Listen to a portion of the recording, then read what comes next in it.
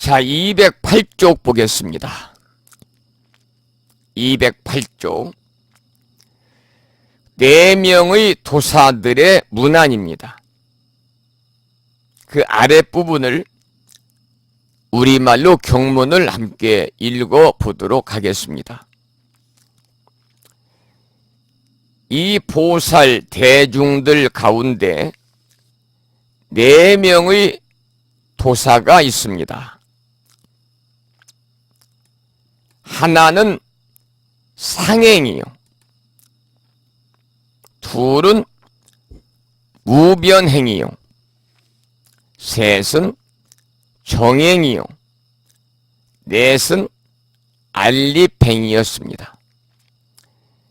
이 4 보살들이 그 대중들 가운데서 가장 으뜸으로 대중을 인도하는 도사가 되었습니다. 여기서 이제 쓴 도사, 여기서 말하는 도사할 때의 그 도자는요, 인도한다 그럴 때 인도할 도자입니다. 수승사자. 그래서 인솔자 또는 안내자, 그런 의미를 가지고 있습니다. 이 수많은 보살들 가운데 인솔하는 보살이 4명이다, 그런 말입니다. 첫째는 상행, 유쌍자, 행위행자입니다. 그러니까 뛰어난 행이다, 그 말입니다. 뛰어난 행이고, 둘째는 무변행입니다. 무변행. 가변자거든요. 가가 없는. 그래, 우리가 갓길 그럴 때 이제 이 변자를 씁니다만, 끝없는 행이다. 끝없는 행이다. 셋째는 깨끗할 정자에 행위행자를 쓰니까 청정하고 훌륭한 행이다. 네 번째는 안립행입니다. 천난을 안자, 설립자, 행위행자, 믿음이 가는 행, 확고한 행이다, 그 말이죠. 그래서 이 4 보살이 전체 보살을 인도하는 대표적인 도사들입니다. 그래서 4 보살의 이름에 공통적으로 들어가는 한문이 하나 있죠. 행입니다. 행. 행은 바로 실천한다, 그런 뜻입니다. 여러분들 특히 우바이 여성불자 우리 보살님들 불명에 행이 들어가는 분들이 많이 계시잖아요. 그런 분들은 꼭 불명처럼 일상의 삶을 실천으로 옮겨야 된다. 바로 이제 그런 말씀이죠.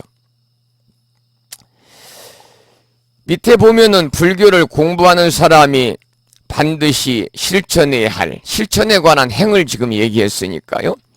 실천해야 하는 4가지 원이 있죠. 보살의 총원이라고 그럽니다마는 사옹서원입니다. 조금 전에 말씀드린 이 4 보살을 바로 사옹서원에 배대할 수 있습니다. 불도가 아무리 높아도 맹세코 이루겠다고 하는 불도모상 서원성. 불도모상 서원성은 첫 번째 상행보살에 해당이 드는 거고요. 법문이 아무리 많아도 맹세코 모두 배우겠다는 법문무량 서원학은 2번째 무변행에 해당을 합니다.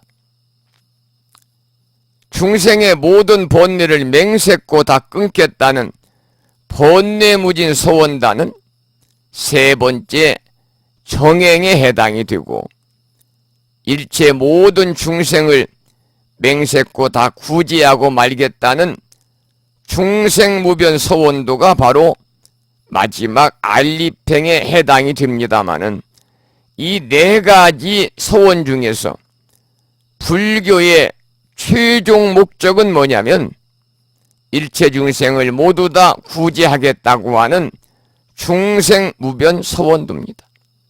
이 마지막 4번째 중생무변 서원도를 위해서 앞에 3가지 다른 서원을 세우는 거죠. 그러니까 인소라는 4 보살의 이름에서 드러나듯이 솟아오른 이 보살 마살들은 모두 법화경을 널리 펼쳐가지고 모든 중생을 구제하겠다는 서원을 세운 보살이라고 하는 것을 우리들이 분명히 알 수가 있는 것이지요. 이 사홍서원에 관해서 잠깐 좀 부연해서 말씀을 드리면, 우리나라의 크고 작은 모든 법회에서 법회가 끝날 때는 불교도들이 지녀야 할 4가지 큰 서원인 사홍서원을 노래를 하거나 아니면 전통 연불식으로 의식을 집전을 합니다. 사홍서원은 대승불교의 근본이 되는 원입니다. 모든 보살이 다 함께 일으키는 원이다. 그래서 총원이다 이렇게 부르죠. 그래서 우리나라에서는 모든 불교 의식이라든지 법회의 시작에 처음에는 불보승 삼보에 돌아가 의지하는 삼귀의를 모시고 마지막으로 사홍서원을 외워서 또 사홍서원을 노래로 불러서 끝을 맺게 됩니다. 불심사 아침 방송도 항상 시작할 때는 삼귀의로 시작을 해서 사홍서원으로 끝을 맺게 되고, 불심사 일요법회라든지 추화로 보름법회도 마찬가지입니다. 불심사의 모든 법회는 삼귀의로 시작을 하고 마지막에 사홍서원을 부르면서 끝을 맺게 되죠. 물론 이제 국가라든지 종파에 따라서 약간의 차이는 있다고 합니다만, 우리나라에서 외우는 사홍서원은 중생무변서원도, 번뇌무진서원단, 법문무량서원악, 불도무상 서원성입니다. 그러니까 그 중에 첫 번째인 중생무변서원도는요, 중생들의 수가 한없이 많지만은 모두를 교화해서 생사해탈의 열반에 이르게 하겠다 그런 뜻이고, 두 번째 번뇌무진 서원단은 담이 없는 번뇌를 반드시 끊어서 생사를 벗어나겠다는 뜻이고요. 세 번째 법문무량 서원학은 한량이 없는 법문을 남김없이 배워가지고 마치겠다 그런 뜻이고, 마지막에 네 번째 불도무상 서원성은 유의 없는 최상의 불도를 마침내 이루겠다 그런 맹세입니다. 이들 4가지 서원의 첫머리에 중생무변서원도는 중생이 들어가죠. 두 번째는 번뇌, 세 번째는 법문, 마지막에는 불도무상 서원성에 불도가 들어가는데, 이 4가지 첫머리는 불교의 기본 진리인 고진멸도의 사성제와 대비를 시켜서 구성한 것이라는 설도 있고, 그리고 앞에 하나 중생무변 서원도 중생의 수가 한없이 많지만은 모두를 교화해서 생사해탈의 열반에 이르게 하겠다고 하는 이것은 이타의 원입니다. 다른 사람을 이롭게 하는 원이고, 그 다음에 나오는 번뇌무진 서원단, 법문무량 서원악, 불도무상 서원성 3가지는 자신의 이익을 위한 원이다 이렇게 분류할 수가 있습니다. 그런데 이제 무엇보다도 중요한 것은요, 무변, 무진, 무량, 무상한 것을 제외하고 끊고 배우고 이루겠다고 한 점입니다. 실제에 있어서 배우고 배워도 한량이 없는 법문을 모두 배운다는 것은 어때요? 불가능한 일이거든요. 가없는 중생을 다 구하겠다는 것도 어찌 보면은 논리에 맞지 않습니다. 그렇지만 보살은 이와 같은 사홍서원을 세우고 그 서원을 이루기 위해서 노력을 해야 합니다. 왜냐하면 그 원을 이루는 것이 불가능하다 할지라도 그것이야말로 보살이 가야 할 길이기 때문에 이들 원을 실천한다는 것이지요. 이것이 바로 우리 불자들이 지켜야 할 네 가지 큰 서원, 사옹, 소원입니다. 자, 그러면 한 장을 넘겨서 210쪽을 보겠습니다. 210쪽 경문을 함께 소리 내서 읽어보도록 하겠습니다. 대중들 앞에서 각각 다 함께 합장하고 석가모니불을 배웠고 문안드리며 말씀드렸습니다. 세존이시여, 병이 없으시고 괴로움도 없으시며 안락히 지내십니까? 제도를 받을 사람들은 교화를 잘 받습니까? 세존을 피로하게 하지나 않습니까? 이때 네 보살들이 개송으로 말하였습니다. 세존께서 안락하시며 병도 없고 괴로움도 없습니까? 중생들을 교화하시기에 피곤하지 않으십니까?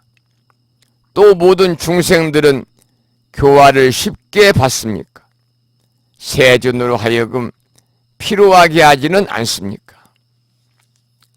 조금 전에 앞에서 말씀드렸던 이 보살들 가운데 4명의 도사, 상행, 무변행, 정행, 안립행, 이 4보살이 이렇게 부처님께 문안 인사를 드리고 있죠. 일반 사유에서 하는 문안 인사와 별반 다르지 않습니다. 건강하게 잘 지내시고 평안하신지 여쭙고 나서 하시는 일이 잘 되시는지 엿주는 것이 보통 사람들의 인사와 비슷합니다. 부처님께서 하시는 일은 바로 중생 교화거든요. 온갖 종류의 사람들을 다독이고 가르쳐서 중생을 구제하시는 것이 서가모니 부처님이 하시는 일입니다. 그러다 보면은 참으로 많은 사람들이 부처님을 이리저리 귀찮게 할 터이니 그런 연유로 부처님께서는 피곤하시지는 않으신지, 그런 연유로 부처님께서는 피로하시지는 않은지, 이렇게 4명의 보살이 부처님께 여쭙는 4도사들의 문안에 관한 이야기였습니다. 거기에 부처님이 답을 하십니다. 그 답이 211쪽에 나와 있죠. 211쪽을 함께 경문을 소리내서 읽어보겠습니다. 이때 세존께서는 보살 대중 가운데서 이렇게 말씀하셨습니다. 그러하니라 여러 선남자들이여, 열에는 안락하고 병이 없고 괴로운 일도 없느니라. 중생들도 제도하기 쉬워 피로하지 아니하니라. 왜냐하면 이 모든 중생들은 세세생생에 항상 나의 교화를 받았고 과거에 여러 부처님께도 공양하고 존중하며 모든 선근을 심었느니라. 이 중생들이 처음에 내 몸을 보고 내 말을 듣고는 곧 모두 믿었으며 열애의 지혜에 들어갔느니라.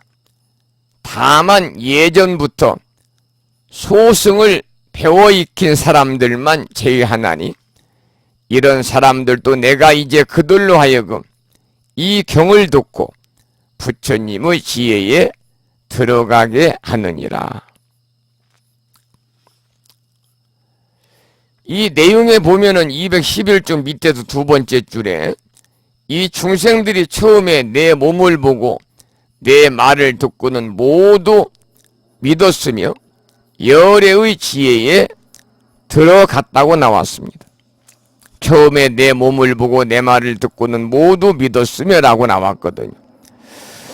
이 아침 저녁으로 부처님께 올리는 예불을 할 때, 우리가 조성 예불을 모실 때 나라와 백성이 모두 평안하고 깨달음을 얻고 중생을 교화할 것을 다짐하며 원을 세우는 행선축원을 합니다. 행선축원.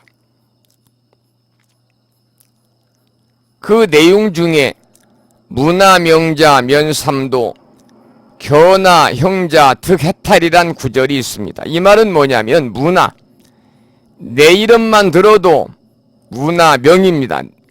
문화명자, 내 이름만 들어도 내 이름을 듣는 자는 면삼도, 삼도의 고통을 면하고, 견하 형자, 내 모습만 보고도 내 모습만 보는 자는 득해탈, 해탈할 수 있도록 그렇게 내 인격이 완성되기를 바라는 말이거든요.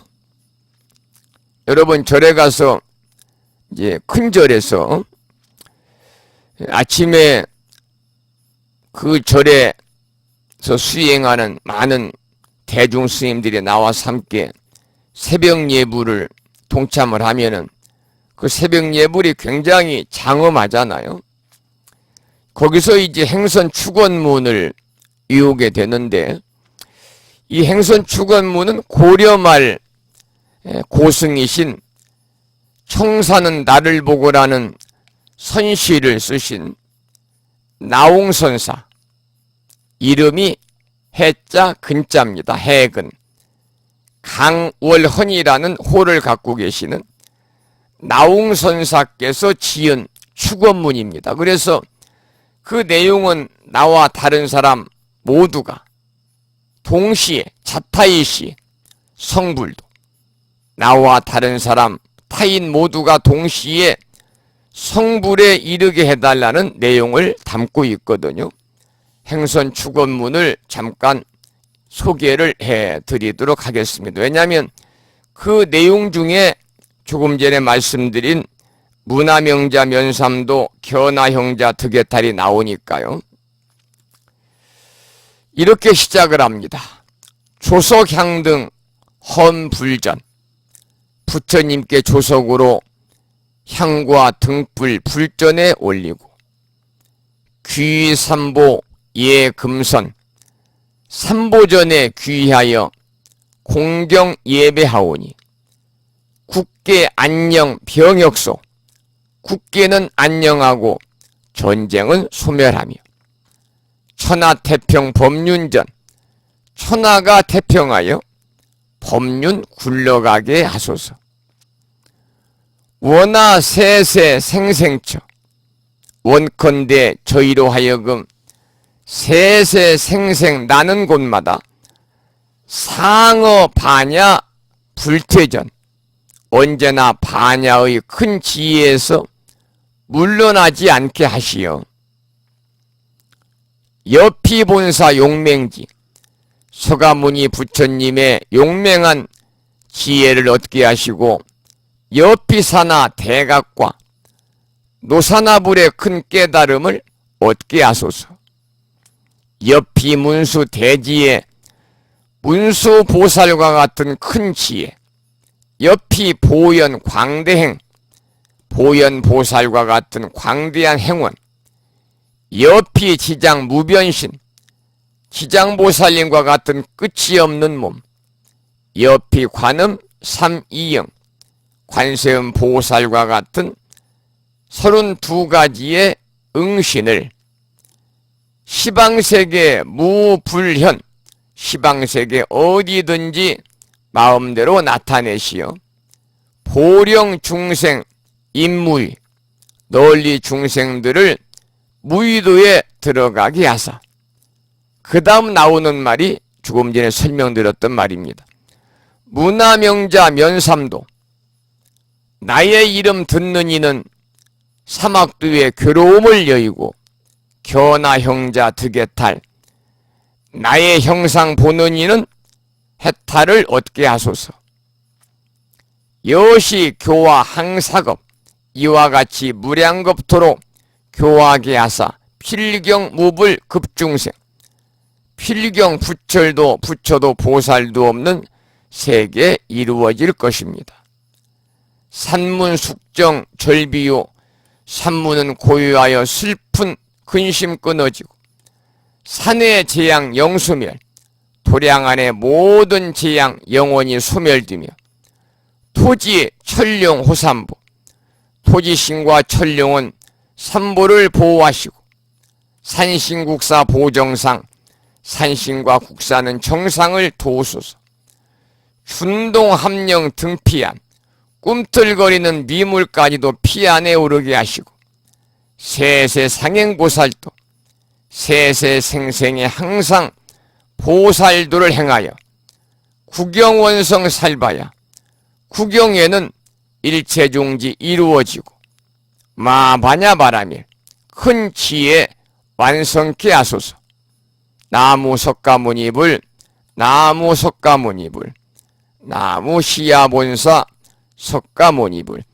이 내용이 고려말 고승인 나홍선사께서 지으신 행선 축원문인데 나와 다른 사람 모두가 자타가 일시에 성불에 이르게 해달라는 그런 내용을 담고 있고, 그 중에서 오늘 조금 전에 교재에 나왔던 내용은 중간 부분에 담겨있는 문화명자 면삼도 견화행자 득해탈이라고 그래서 나의 이름을 듣는 이는 사막도의 괴로움을 여의고 나의 형상을 보는 이는 해탈을 얻게 하소서라는 말이거든요.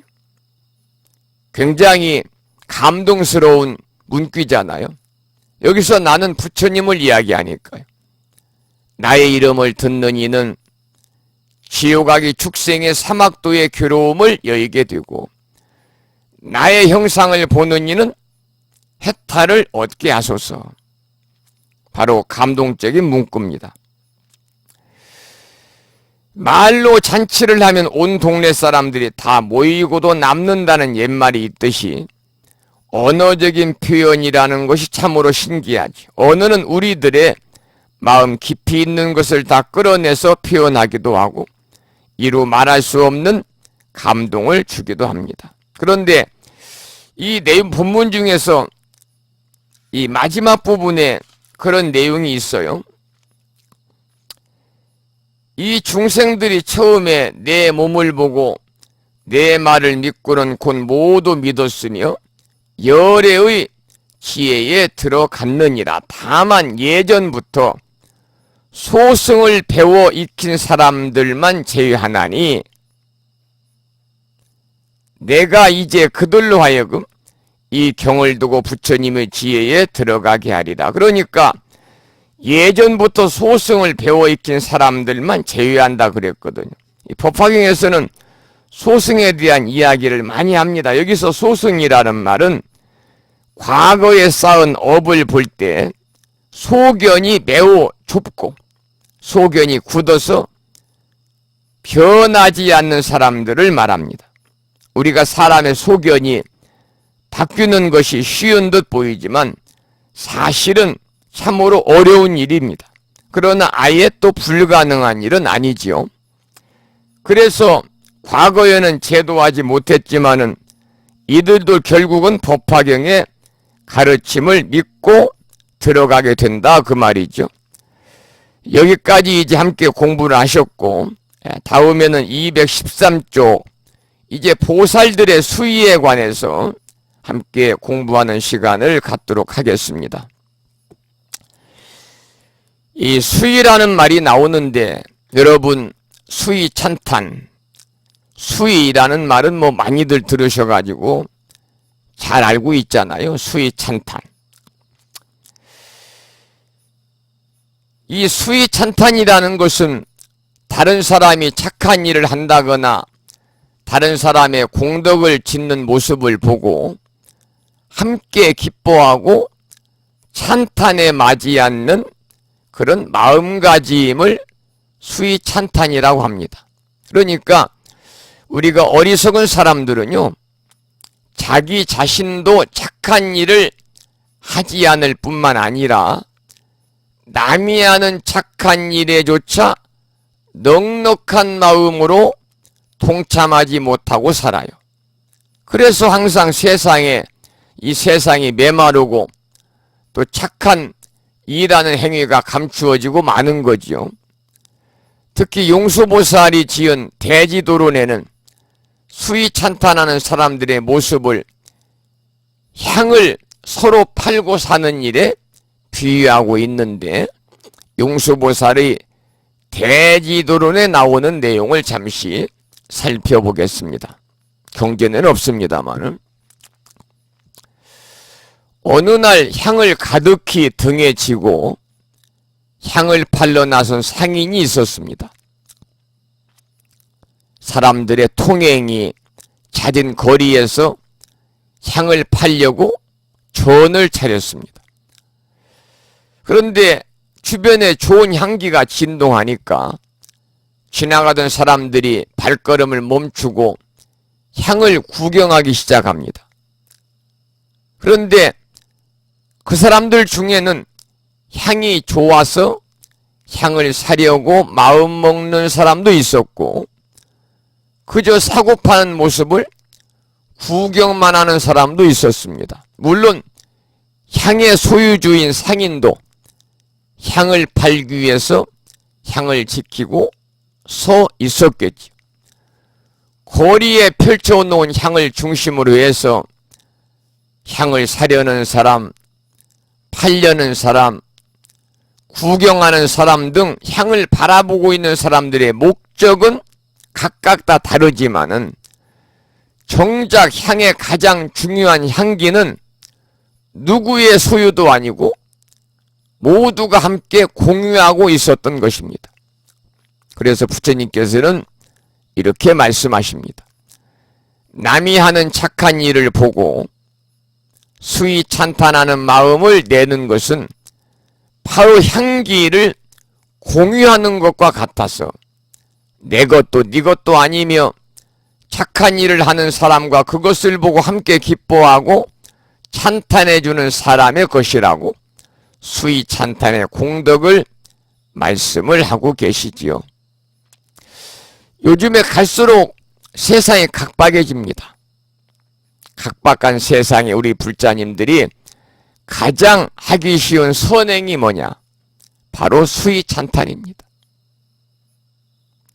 우리는 같은 시대, 같은 세상을 함께 살아가면서 얼마만큼 수위 찬탄의 공덕을 지으며 살고 있는지 한번 오늘 이 시간 자기 자신을 한번 뒤돌아보시기 바라고, 수위 찬탄은커녕 옛말에 그런 말이 있잖아요. 사촌이 땅을 사면 배가 아프다는, 질투의 삶을 사는 데에 젖어 있는 것은 아닌지 한번 생각해 보시고, 그런 분 안 계십니다마는 우리가 세상에 유행하고 있는 칭찬합시다, 한때 유명했잖아요. 유행했잖아요. 칭찬합시다는 이미 부처님께서 수위 찬탄으로 그 가르침을 남기고 계신 것이죠. 요즘 우리는 너무나 인색하고 어찌 보면 각박한 삶을 살고 있는지도 모릅니다. 내가 여력이 없어서 공덕을 짓지 못할 때에는 남이 짓는 것을 기뻐해 주는 것만으로도 공덕이 됩니다. 남이 짓는 것을 기뻐해 주는 것만으로도 착한 삶이 됩니다. 이러한 간단 명료한 선행조차도 우리가 실천하지 못하면서 살아가는 사람들이 많이 있습니다. 그래서 불교에서는 이 베푸는 행위를 물질적인 것으로 한정할 때 남을 향한 베품에는 한계를 느끼고 있습니다만, 그러나 부처님의 가르침처럼 마음으로 베푸는 준비가 되어 있는 사람에게는요, 이미 그 한계는 없어지고 마는 겁니다. 이러한 여러 가지 베품의 형태에 대해서 경전에서는 물질로 베푸는 제시, 진리로 베푸는 법시, 두려움을 없애지는 베품, 무의시 등으로 보시를 정리를 하고 있죠. 자, 그러면 거기에 보살의 수위에 관해서, 수위 찬탄에 관해서 대략적인 말씀을 제가 설명을 드렸으니까요, 이제 경문을 함께 읽어보도록 하겠습니다. 213쪽입니다. 이때 모든 보살들이 개송으로 말하였습니다. 훌륭하고 훌륭하십니다. 대웅 세존이시여. 여러 중생들을 쉽게 교화하여 제도하시며 모든 부처님의 깊은 지혜를 능히 묻고 듣고 나서는 믿고 행한다 하오니 저희들도 따라서 기뻐합니다. 이때 세존께서 여러 상수보살들을 칭찬하셨습니다. 훌륭하고 훌륭하여라. 선남자들이여, 그대들이 능히 열애에게 따라서 기뻐하는 마음을 내는구나. 우리가 이제 대웅세존이란 말이 나오잖아요. 두 번째 줄에. 훌륭하고 훌륭하십니다. 보살들이 수위하는 거예요. 보살들이 개성으로 부처님을 찬탄하는 거예요. 훌륭하고 훌륭하십니다. 대웅세존이시여. 이 대웅이라고 하는 말은 큰 대자, 웅장한 웅자를 씁니다만 수컷 웅자라고도 하고요. 고대 인도의 마하비라를 번역한 말입니다. 그래서 법화경에서는 석가모니 부처님을 위대한 영웅이라고 하죠. 위대한 영웅. 그래서 대웅이라고 합니다. 그래서 석가모니 부처님의 많은 존칭이 있습니다만은 그 중에 하나가 대웅입니다. 그래서 우리나라에서는 석가모니 부처님을 주불로 모신 전각을 대웅전이라고도 하고, 좀 더 이제 대웅전이 품격이 있는 그런 갖추어진 전각은 보배 보자를 써서 대웅 보전이라고도 하는데, 여기서 대웅은 누구를 가리키느냐? 석가모니 부처님을 가리키는 겁니다. 이 땅에서 솟아오른 보살들이 이처럼 수위 찬탄하고 있습니다. 조금 전에 말씀을 드린 것처럼 수위는 다른 사람의 좋은 일을 보고 마치 자신에게 좋은 일이 생긴 것처럼 함께 기뻐하고 좋아하는 것입니다. 따라서 함께 기뻐하는 수위는 10가지 공덕 가운데 하나입니다. 우리가 보살행을 10가지로 축약을 했을 때 보현보살의 10대 행원을 드는데, 그 가운데 5번째가 다른 이가 짓는 공덕을 기뻐하는 수위 찬탄이 바로 보현보살의 10대 행 중에서 바로 5번째에 나오는 행이다, 이렇게 말씀을 드릴 수가 있습니다. 이것을 우리는 보현보살의 10대 행이라고도 하고 보현보살의 10가지 서원이다 라고도 부르고 있습니다. 이 보현보살의 10대 행, 보현보살의 10가지 서원에 관해서는요, 잠깐 제가 이제 말씀을 좀 드리고 이제 그 다음으로 넘어가겠습니다만, 여러분 우리가 이 불교대학 또는 대학원 수업을 하면서도 여러분들에게 여러 차례 설명을 드려서 아마 여러분들께서도 많이들 알고 계시리라 이렇게 믿습니다만, 사실은 또 암기가 쉽지 않잖아요. 연세들이 계시기 때문에. 첫째가 뭐냐면 예경 재불원입니다.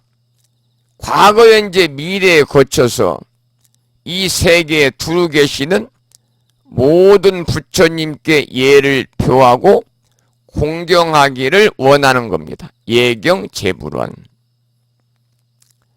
두 번째는 칭찬 열애원입니다. 지고한 부처님께 간절한 마음과 지극한 정성으로 최상의 영광과 찬양을 올리는 원입니다. 세 번째가 광수공덕원입니다.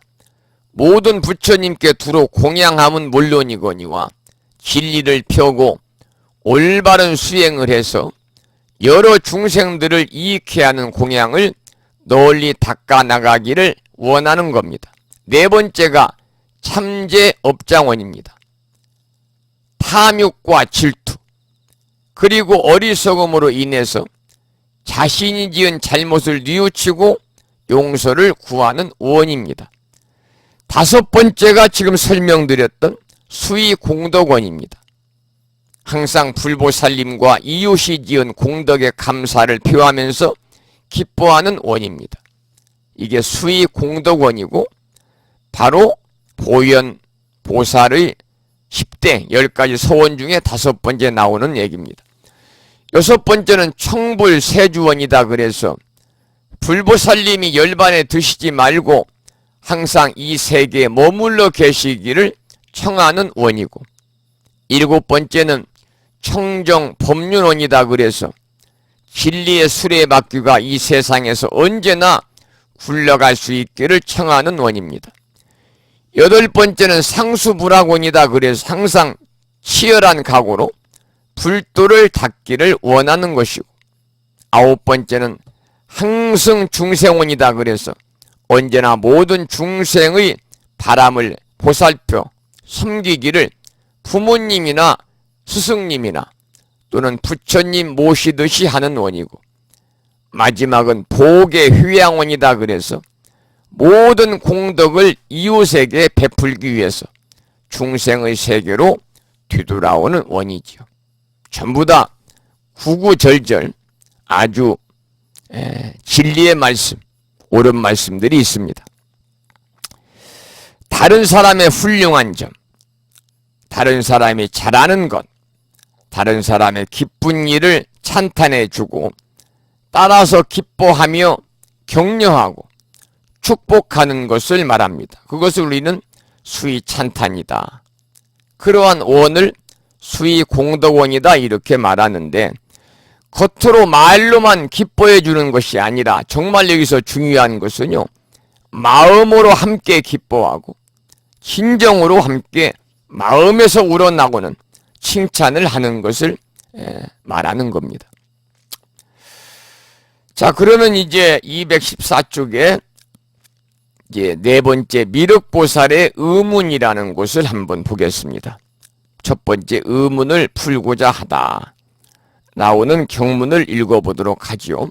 여러분, 이 수의찬탄에 관해서는요, 아무리 강조해도 지나치지 않습니다. 여러분들이 잘 마음에 새겨서 실천으로 꼭 옮기십사, 그런 말씀을 드리고 싶습니다. 수의찬탄에 대해서는요.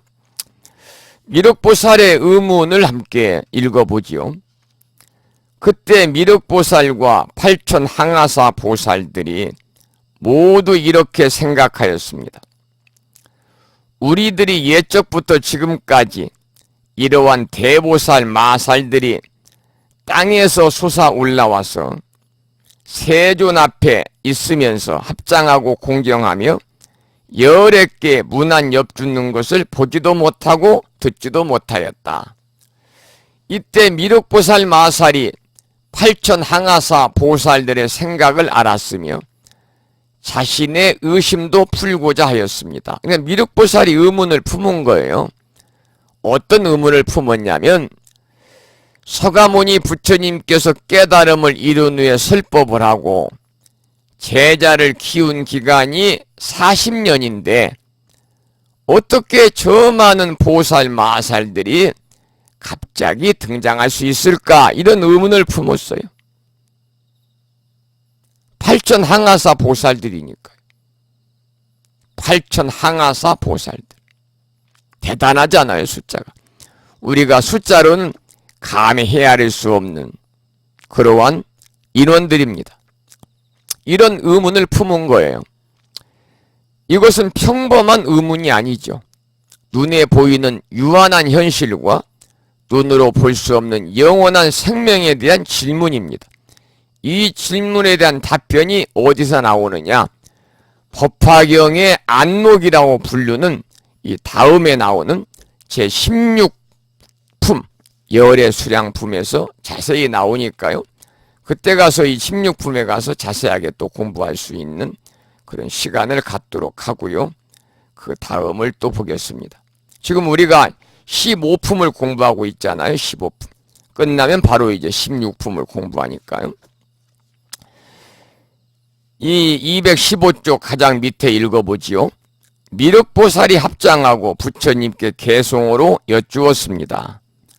한량이 없는 천만억 여러 보살 대중들은 일찍이 보지 못했으니 양족존께서 말씀하여 주십시오. 이들은 어디에서 왔으며 무슨 인연으로 모였습니까? 엄청나게 큰 몸과 큰 신통과 지혜도 불가사의합니다. 뜻과 생각이 견고하고 크게 인욕하는 힘이 있어서 중생들이 친견하기 좋아하오니 어디에서 왔습니까? 여기서 이제 미륵보살이 부처님께 양족존께서 말씀을 해달라 그런 말씀을 하셨잖아요. 양족존은 누구를 가리키느냐? 역시 그 서가모니 부처님을 가리키는 말입니다. 양족존. 귀입을 양족존 그러잖아요. 귀입을 양족존. 이 양족존은 이제 부처님의 이름입니다. 양족은 두 가지 일이 족한 것이다. 그래서 두 양자 쓰는데요. 부처님은 복덕과 지혜 이 둘을 다 만족하게 갖추고 계세요. 복덕과 지혜 이 둘을 다 만족하게 갖추고 계시기 때문에 이 지혜와 복덕과 지혜를 갖추신 가장 높은 분이다. 그래서 서가모니 부처님을 존경해서 부르는 겁니다. 서가모니 부처님은 이제 이 두 발을 가진 인류 중에서 가장 높고 귀한 분이다. 그래서 양족존, 이족존이라고도 합니다마는 지혜와 복덕 두 가지를 원만히 갖추신 분이다. 그래서 우리는 석가모니 부처님을 양족존이다 이렇게 부르고 있죠. 양족존이다. 석가모니 부처님을 높여서 부르는 호칭입니다. 부처님을 부르는 호칭들이 굉장히 많으니까요. 부처님은 복덕과 지혜 둘을 다 만족하고 계시기 때문에 지혜와 복덕을 갖추신 가장 높은 분이다. 또 부처님은 두 발을 가진 이 중에서 가장 높은 이다. 그래서 양족선이다. 신선선자를 쓰기도 하고 이족존이다. 두 양자 중에 두 이자를 쓰기도 합니다. 흠소신마오 이 말은 뭐냐면 이 하품 흠자에다가 작을 소자에다가 이 십자는 열 사람 십자에다가 마자는 작을 마자거든요. 그래서 이 뜻은 뭐냐면은 도대체 부족한 것이 무엇이냐 하는 말씀인데 임재 스님이 자주 하신 말씀이라고 그럽니다. 지금 네가 이렇게 말하고 듣고 보고 느끼고 움직이는 능력에서 무엇이 부족한가? 바로 그 말이죠. 이것이 바로 무량복덕이고 한량없는 신성이라는 겁니다. 이 밖에 다른 큰 복이나 큰 신통이 어디 있겠느냐 그 말이죠. 이렇게 말하고 보고 듣고 느끼고 움직이는 능력 이것이 바로 무량복덕이다. 이것보다 더 큰 복이나 신통이 어디 있겠느냐. 또 있다고 한들 얼마나 값어치가 있겠는가 하는 뜻이 바로 흠소신마입니다. 임재스님이 자주 말씀하셨던 그런 뜻인데 사람은 지금 그대로 부처님이다 그런 말이에요. 부족함이 없는 완전 무결한 부처님으로서 우리가 본래 갖추고 있는 것을 표현하면 이 대목의 내용이 되는 겁니다. 큰 몸과 큰 신통과 불가사의한 지혜, 견고한 뜻과 생각, 인욕 등이 모두 우리가 본래부터 갖추고 있는 부처의 성품을 표현한 것이다 그 말이죠. 이러한 한량없는 천만억 보살 대중이 어디에서 왔는지를 묻는 미륵보살의 의문은 우리가 알고 있는 현실과 그 너머의 실체에 대한 의문입니다. 단 한순간도 그냥 있지 않고 찰나찰나 변화하는 현상계를 우리는 현실이라고 지각하고 있거든요. 이 현상계 너머의 모든 존재, 즉 풀한푸기, 나무 한 그루까지도 전부 영원 불멸의 실체가 존재하는가? 미륵보살의 의문은 이러한 커다란 의문을 내포하고 있다 그런 말이죠. 미륵보살이 이제 의문을 풀고자 개송으로 부처님께 여쭙는 그런 내용이었습니다. 세 번째는 솟아나온 보살들의 수량에 관한 글입니다. 217쪽 가장 밑에 보시고, 여러분들이 시간이 있으신 분들은요, 이제 복습하시면서 그 경문을 우리말과 이제 한문을 한 번씩 이렇게 견주어 보면서 해석을 해보면 더 많은 뜻이 이렇게 이해가 될 겁니다. 함께 읽어보겠습니다. 217쪽 가장 하단입니다. 하나하나의 보살들이 데리고 온 권속들이 그 수요가 한량이 없어 항아강의 모래수와 같습니다.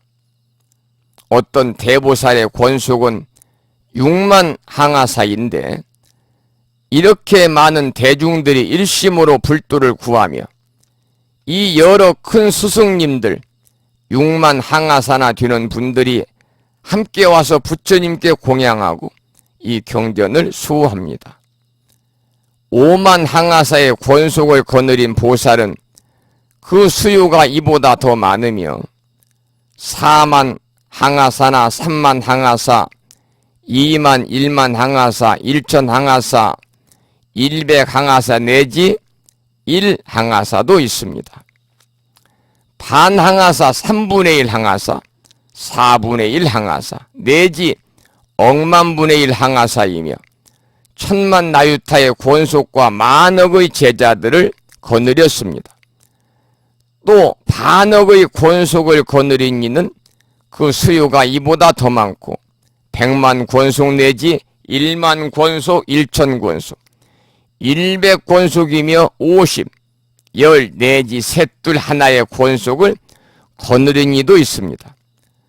권속은 없고 단신으로 혼자 있기를 좋아하는 보살들까지 모두 부처님께 함께 오니 그 수요는 더욱더 많습니다. 이렇게 많은 대중들을 어떤 사람이 산수로 헤아려 항아사급을 지내도 다 알 수가 없습니다. 솟아나온 보살들의 수량이 항아사급을 지나도 다 없을 정도로 많다 그 말이에요. 여기서 항아사라는 말은 항아사, 우리 경전을 통해서 법화경뿐만이 아니라 금강경이나 여러 경전에서 자주 등장하는 말입니다. 항아사, 항아의 모래다 그 말입니다. 겐지스강의 모래다.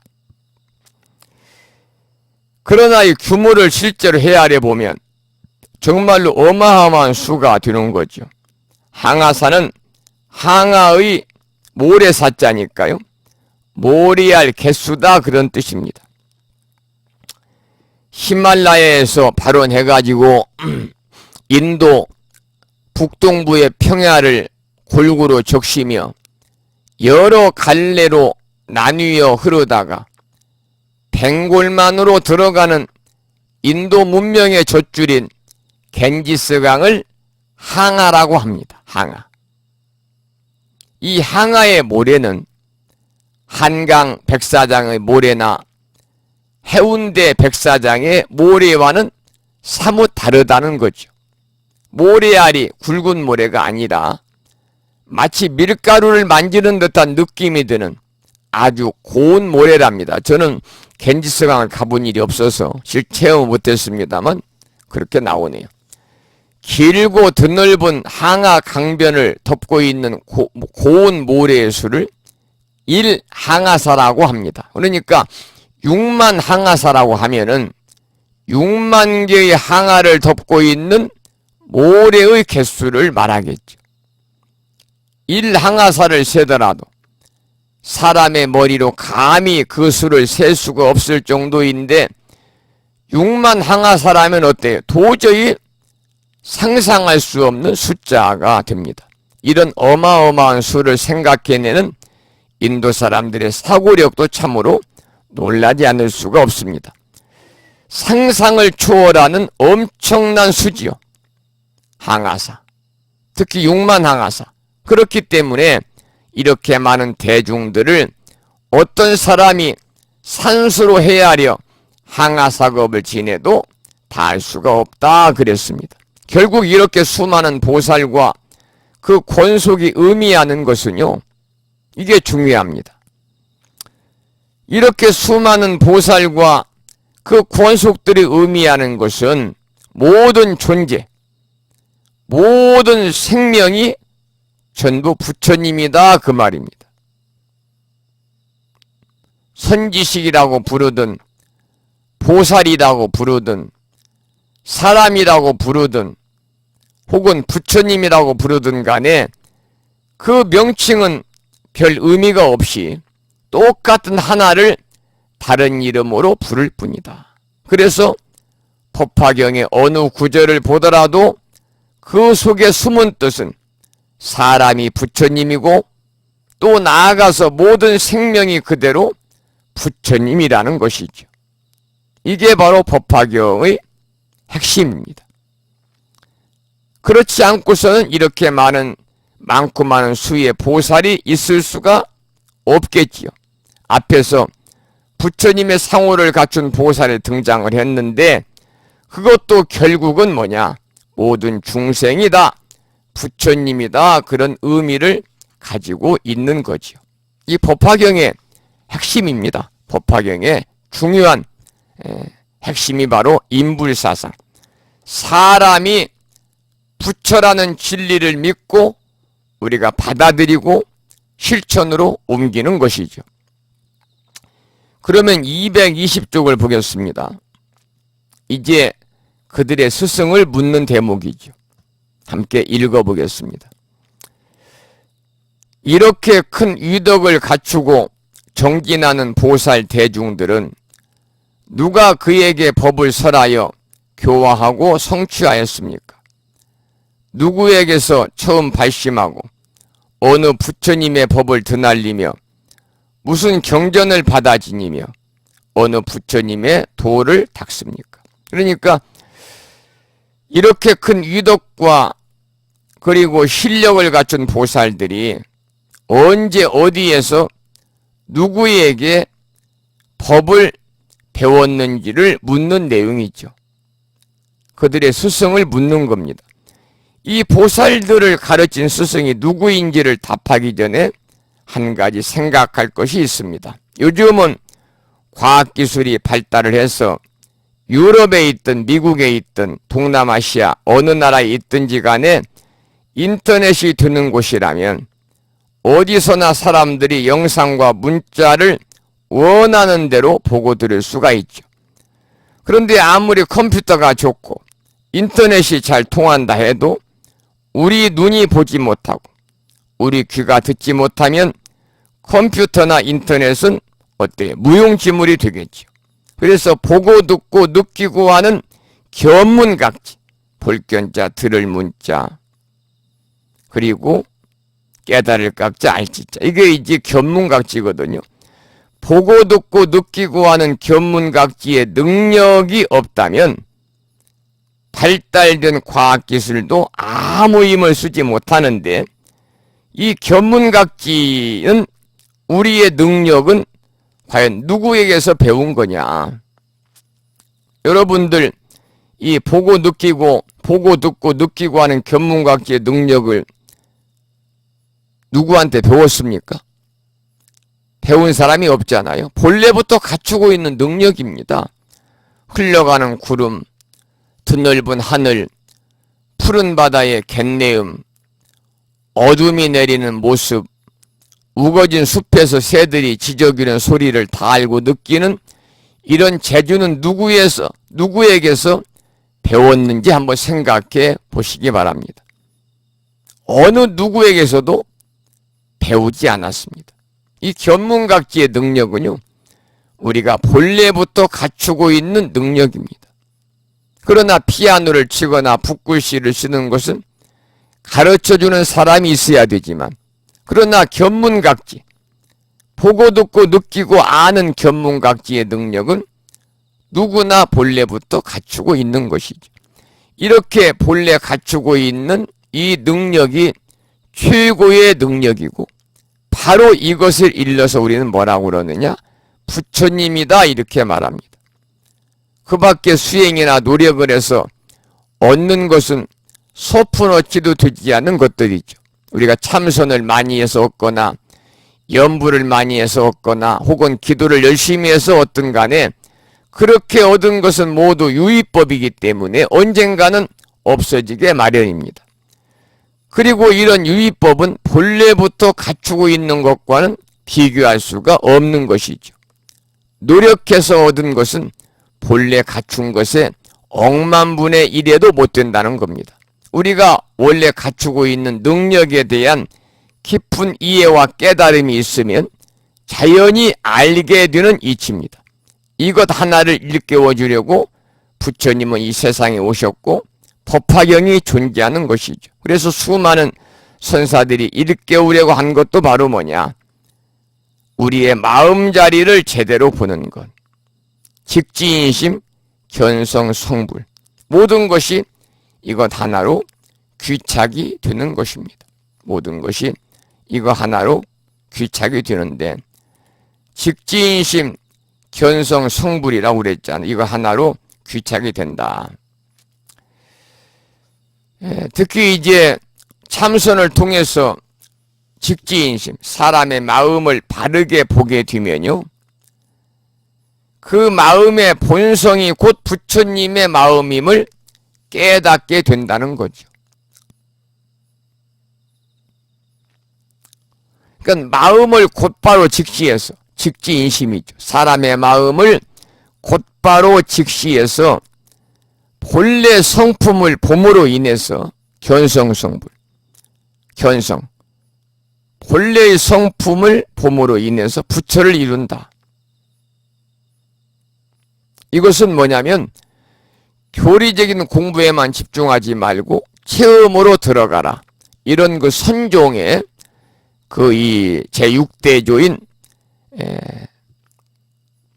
육조당경 쓰신 여러분이 잘 아는 해능 스님의 자서전격인 그 이 어록이나 어록이면 선중의 대표적인 그 경전이고 참선의 지침서가 바로 직지인심, 견성, 성불입니다.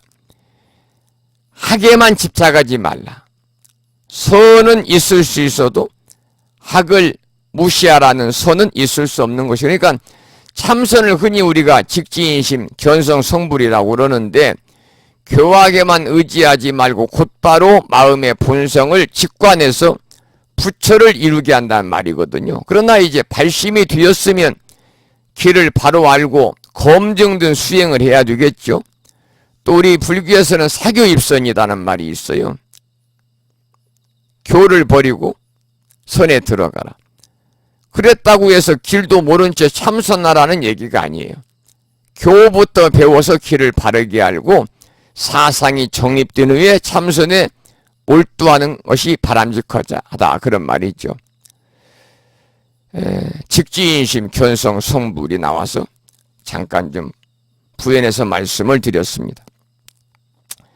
자, 이제 의문을 풀어주기를 청하는 대목입니다. 보살들이 이제 그 부처님께 의문을 이제 풀어주기를 청하는 대목 함께 읽어보겠습니다. 222쪽입니다.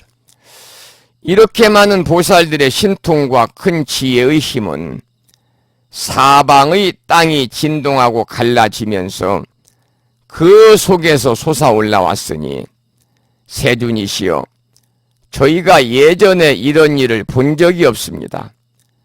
그들이 떠나온 국토의 이름을 말씀하여 주십시오. 저희가 여러 국토를 다녔지만 이러한 대중들을 못 보았습니다. 이 여러 대중들 가운데 한 사람도 알지 못하는데 갑자기 땅에서 솟아나온 그 인연을 말씀하여 주십시오. 지금이 회중에 있는 한량없는 백천억 수많은 보살들도 이 일을 알고자 합니다.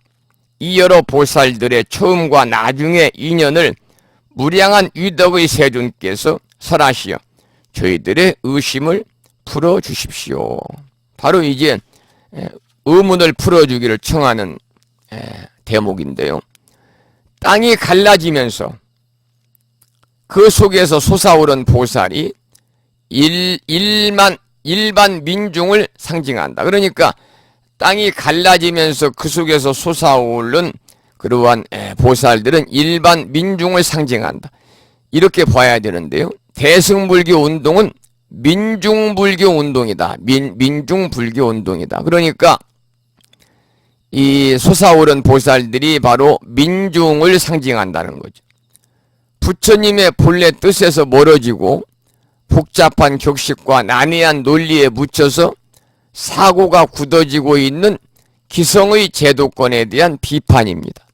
새로운 기치를 세우고 새롭게 가르침을 펼쳐야 한다는 운동이 혁명처럼 일어나서 번지는 것을 땅에서 땅을 가르고 솟아올랐다, 이렇게 이제 표현을 한 것이다, 그 말입니다. 이렇게 많은 보살들의 신통과 큰 지혜의 힘은 사방의 땅이 진동하고 갈라지면서 그 속에서 솟아올랐으니, 바로 이렇게 이제 그 땅에서 솟아오른 것은 바로 새로운 기치를 세우고 새롭게 가르침을 펼쳐야 한다는 운동이 혁명처럼 일어나는 것을 표현한 것이다. 바로 이렇게 이해를 하면 되겠습니다. 그 다음에는 이제 타방보살들의 의문을 이제 공부하는데요. 그 다음 223쪽을 읽어보겠습니다. 이때 서가모니 부처님의 분신인 여러 부처님들도 한량없는 천만억이나 되는 다른 국토에서 오신 이들이 팔방의 보배나무들 아래에 있는 사자좌에서 결과부자하고 앉아 있었습니다. 그 부처님들의 시자들도 각각이 보살 대중이 삼천 대천 세계의 사방의 땅에서 솟아올라와 허공에 머물러 있는 것을 보고 각각 그 부처님께 말씀을 드렸습니다. 세존이시여, 이 한량없고 그지없는 아승지 보살 대중들이 어디에서 왔습니까? 여기에 보면은 아승지 보살 대중이다, 그런 말이 있잖아요. 이 아승지라고 하는 그 이 말도 우리가 아승직업의 준말입니다. 아승직업의 준말인데요. 우리가 셀 수 없는 이 찰나의 그러한 이 반대말이라고 그럴까요? 찰나의 반대말.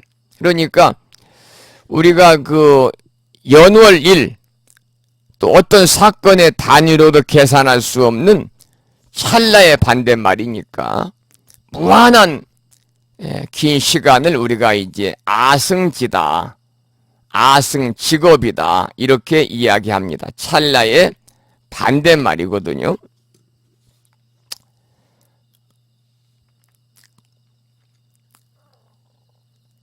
그러니까 이 세존이시여, 이 한량없고 그지없는 아승지 보살 대중들이 어디에서 왔느냐 그랬어요. 그 다음에 읽어보겠습니다. 그때 여러 부처님들께서 각각 그 시자들에게 말씀하셨습니다. 선남자들이여, 잠깐만 기다려라. 여기에 보살 마살이 있으니 이름은 미륵이니라. 미륵. 석가모니 부처님의 수기를 받아 이 다음에 성불할 것이니라. 이미 이 일을 물어서 부처님께 곧 대답하시리라. 그대들은 스스로 마땅히 듣게 되리라. 지금 우리가 종지 용출분 15분 공부하고 있습니다만, 이 처음 서두에서 법화경을 호지하고 전법하고 싶다고 청을 한 타방보살들도 미륵보살과 똑같은 의문을 품었거든요. 그래서 각자 모시는 부처님께 같은 질문을 하자 석가모니 부처님께서 직접 답을 할 것이니 기다려라, 이런 대답을 듣지요. 타방보살이라는 것은 여기서 타방보살, 우리가 한자를 풀어서 다른 지방, 단순하게 먼 곳에서 온 보살들을 가리키는 말이 아니라 타방보살은 기성의 제도권에 속하는 사람들을 말합니다. 기성의 제도권에 속하는 사람들. 그래서 법화경의 가르침을 제대로 이해하지 못하는 사람들, 부처님의 본래 뜻과는 멀어져 있는 사람들을 우리가 타방보살이다, 기성의 제도권 속에 속한 사람들을 말합니다. 그러한 마음의 거리를 물리적인 거리로 비유해서 다른 곳에서 온 보살이다. 그런 마음의 거리를 이제 물리적으로 그러한 수치로 계산하고 비유해서 다른 곳에서 온 보살이다. 타방보살이라고 표현을 했을 뿐이지 사실은 타방보살은 그 직역한 대로 다른 지방, 먼 곳에 온 보살들이 아니라 기성의 제도권에 속하는 사람들. 다시 말씀을 드리면 법화경의 가르침을 제대로 이해하지 못하고 부정하는 사람들, 또 부처님의 본래의 뜻과는 멀어져 있는 사람들을 여기서는 타방보살이다 이렇게 지칭을 하고 있습니다. 표현을 했습니다. 이제 225쪽에 여섯 번째 열애의 지혜와 힘을 표하다. 첫 번째 장행에 관해서 공부를 하겠습니다. 장행입니다. 함께 읽어보겠습니다. 이때 서가모니 부처님께서 미륵보살에게 말씀하셨다. 훌륭하고 훌륭하다 아일다여. 그대가 등이 부처님의 이와 같은 큰 일을 묻는구나. 그대들은 다 같이 일심으로 정진의 갑옷을 입고 견고한 마음을 내어라. 열애가 지금 여러 부처님의 지혜와 여러 부처님의 자지한 신통의 힘과 여러 부처님의 사자가 격분한 듯한 힘과 여러 부처님의 위엄있고 용맹하고 크신 세력을 나타내 보이려 하느니라 그랬습니다. 부처님께서 미륵보살에게 말씀하실 때 훌륭하고 훌륭하다 미륵이 하지 않고 훌륭하고 훌륭하다 아일다여 라고 이렇게 불렀습니다. 아일다여. 이 아일다라고 하는 말은 바로 미륵 부처님을 이야기하는 겁니다. 미륵보살을 얘기하는 겁니다. 아일다는 미륵보살을 얘기합니다. 미륵보살을 우리가 다른 말로는 아일다다. 그러니까 산스크리트어가 이제 그 아일다예요. 아일다. 다른 말로는 미륵보살의 하나의 별칭이다. 별명이다. 이렇게 보아야 되겠죠. 산스크리트어로 미륵보살을 얘기할 때는 아일다라고 이렇게 부릅니다. 미륵보살의 별칭이다. 이렇게 이해를 하시면 되겠습니다. 서가모니 부처님께서 부처님의 모든 힘과 능력을 총동원해서 답변을 하시려 한다는 표현입니다. 경전에서 찾아보기 어려운 그러한 표현들이 나오거든요. 훌륭하고 훌륭하다 아일다여. 그대가 등이 부처님의 이와 같은 큰 일을 묻는구나. 그대들은 다 같이 일심으로 정진의 갑옷을 입고 견고한 마음을 내어라. 대단한 의미를 가진 메시지잖아요. 정진의 갑옷을 입고 견고한 마음을 내어라. 열애가 지금 여러 부처님의 지혜와 여러 부처님의 자지한 신통의 힘과 여러 부처님의 사자가 격분한 듯한 힘과 여러 부처님의 위엄있고 용맹하고 크신 세력을 나타내어 보이려 하느니라. 그리고 나서 이제 세존께서 이 뜻을 거듭하시려고 개송으로 말씀하신 부분을 함께 읽어보겠습니다. 226쪽입니다. 그때 세존께서 이 뜻을 거듭하시려고 개송으로 말씀하셨습니다. 마땅히 일심으로 정진하라. 내 이제 이 일을 말하리니 의심하거나 후회하지 말라. 부처님의 지혜는 불가사의 하니라. 그대들은 믿는 힘을 내어 인내하고 선한 일에 머물면 예전에 듣지 못하던 것을 이제 모두 듣게 되리라. 내 이제 그대들을 안위하노니 의심하거나 두려워하지 말라. 부처님은 거짓말도 없고 지혜도 헤아리기 어려워. 얻은 바 제일 가는 법은 깊고 깊어 분별할 수 없지만 이와 같이 지금 말하리니 그대들은 일심으로 들어라. 부처님께서 이제 무슨 말씀을 하시려고 하는지 이렇게 이제 무게를 실으시는 그러한 내용인데요. 우리가 서가모니 부처님에 대해서 알고 있는 것은 카필라국의 태자로 태어나서 출가하셨고 6년 고행 뒤에 깨달음을 얻으시고 45년 동안 중생을 제도하셨고 제자로서는 10대 제자를 비롯해 누구누구 있다 하는 정도입니다. 그런데 부처님께서는 이와 같은 모습이 아니라 다른 말씀을 하려는 것입니다. 그래서 이렇게 당부의 말씀을 무게를 잡고 하시는 거죠. 결과적으로 부처님은 거짓말을 하지 않는다. 그리고 부처님의 지혜는 감히 헤아리기 어렵다라고 말씀을 하고 계세요. 자, 그러면 227쪽 현세의 일에서 영혼을 드러내다. 여기까지 오늘 공부를 할 테니까 잘 들어보시기 바랍니다. 그때 이제 228쪽을 읽겠습니다. 그때 세존께서 이 개송을 말씀하시고 나서 미륵보살에게 말씀하셨습니다. 내가 이제 이 대중들 가운데서 그대들에게 말하리라. 아일다여 이 한량없고 무수한 아승지 대보살 마살들이 땅에서 솟아 올라온 이들을 그대가 예전에 보지 못했다고 하는구나. 그러나 그들은 내가 이 사바세계에서 최상의 깨달음을 얻은 뒤부터 이 보살들을 교화하고 지도하여 그들의 마음을 조복하고 도에 대한 마음을 내게 하였느니라. 이 보살들이 다 이 사바세계의 아래세계 허공에 머물러 있었느니라.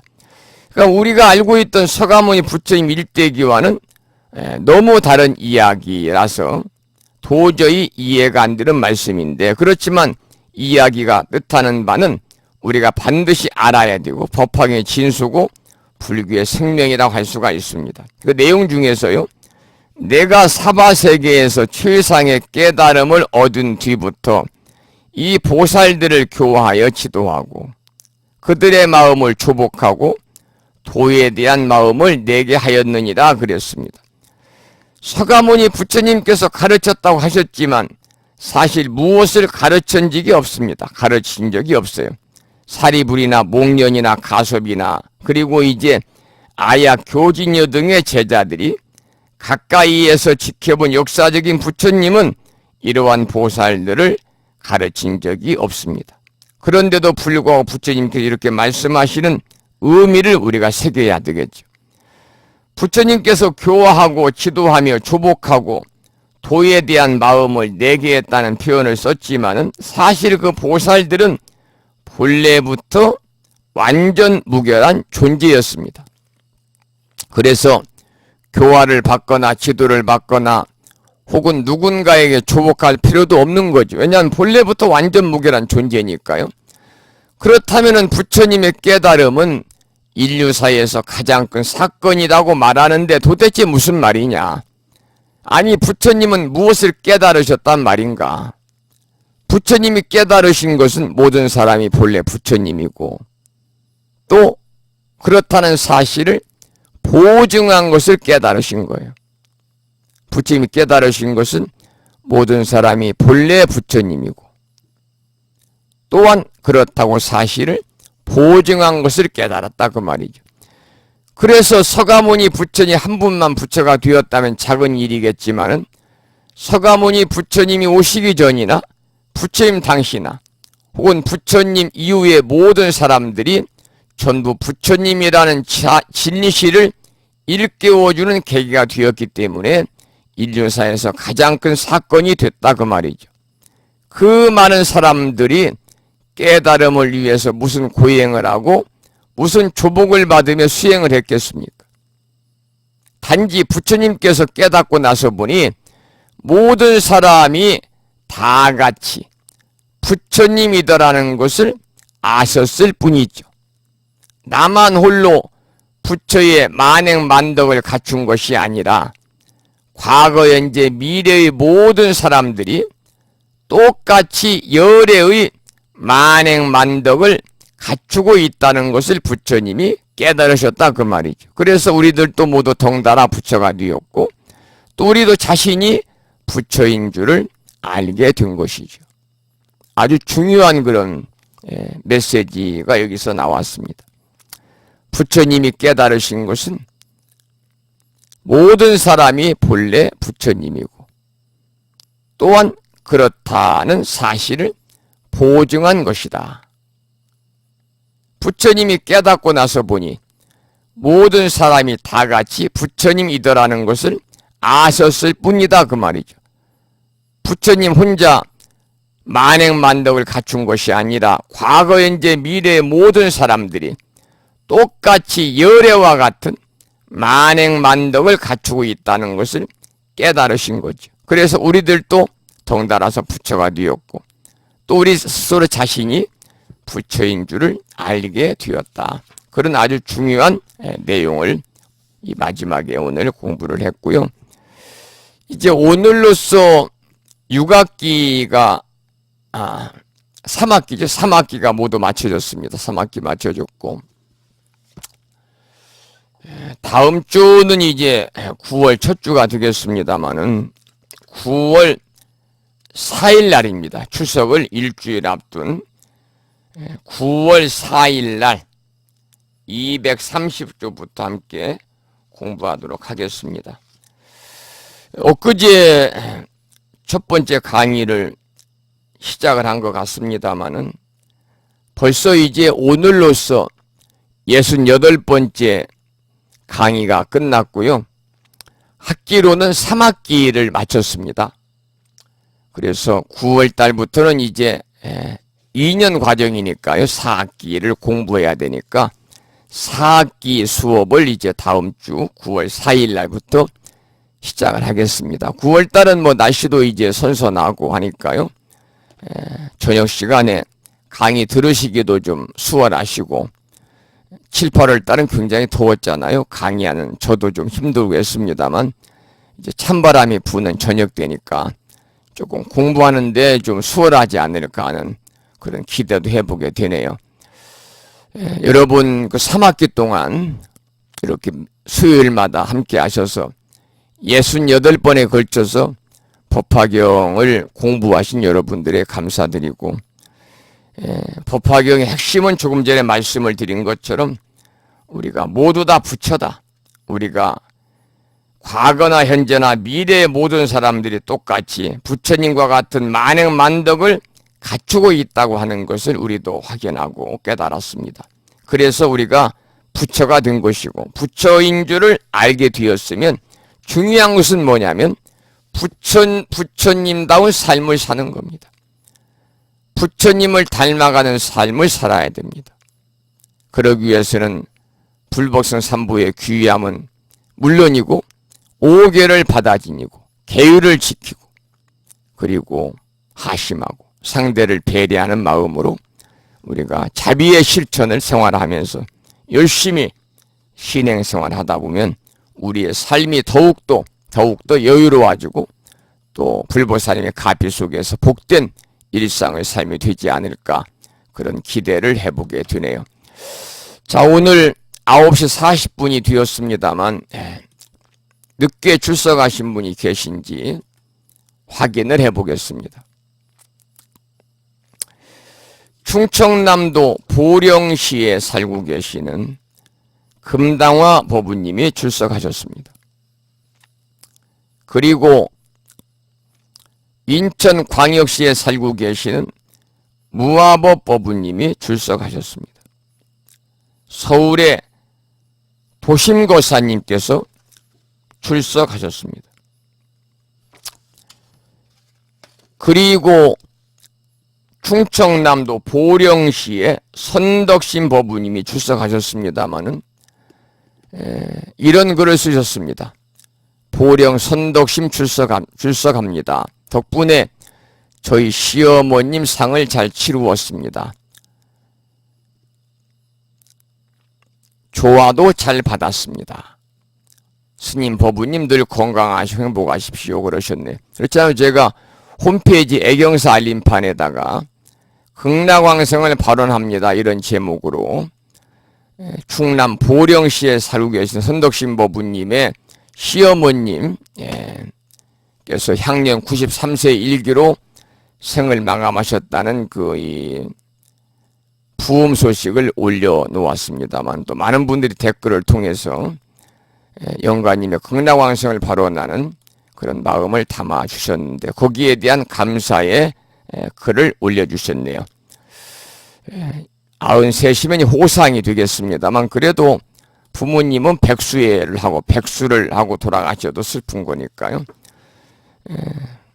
상 치르시느라고 무더운 여름에 수고 많이 하셨습니다. 9시 40분이고요. 오늘 그리고 스마트폰을 통해서 또 출석하신 분이 계시네요. 제주특별자치 서귀포시에 살고 계시는 일심아 법우님께서도 스마트폰을 통해서 출석을 확인해 주셨습니다. 오늘 결석하신 분 불러보겠습니다. 그 중에서 오늘 출석하신 분이 계시면 문자로 출석을 했다고 연락해 주시기 바랍니다. 경기도 화성시의 인경화 법우님 결석하셨고요. 서울의 자명한 법우님 결석하셨습니다. 그리고 인천시의 천진화 법우님은 거의 3달, 2달 이상 결석하셨는데 강의를 안 들으실 것 같고요. 2분이 오늘 결석하셨다, 그런 말씀을 드리고, 될 수 있으면 결석하지 마시고 이제 4학기에 1학기밖에 남지 않았습니다. 여러분들 조금 관심을 가지시고요. 수요일마다 출석하셔서 함께 하시기 바라고, 저도 오늘 사실은 좀 몸이 너무 안 좋아서 요즘에 거의 일주일 동안 음식물 섭취를 제대로 못하고 그랬더니 몸이 안 좋아서 오늘 쉬려고 그랬습니다만, 달력을 보니까 8월의 마지막 수요일이고 학기는 또 3학기 또 오늘 마지막 날이기 때문에 쉴 수가 없어서 오늘 강의를 했습니다만, 목도 좀 잠기고 좀 그래서 수업이 좀 진행이 알차지 못한 것 같습니다. 좀 건강을 추스려서 다음 주 수요일 날은 좀 더욱더 알찬 수업이 될 수 있도록 그렇게 노력을 하겠습니다. 자, 밤이 깊었습니다. 편안하게 주무시고요. 다음 주 9월 첫 주에 여러분 만나 뵙기를 소망하고, 지금까지 무창포 불심사에서 진어 성종이었습니다. 법부 여러분 안녕히 주무십시오. 대단히 수고 많으셨습니다.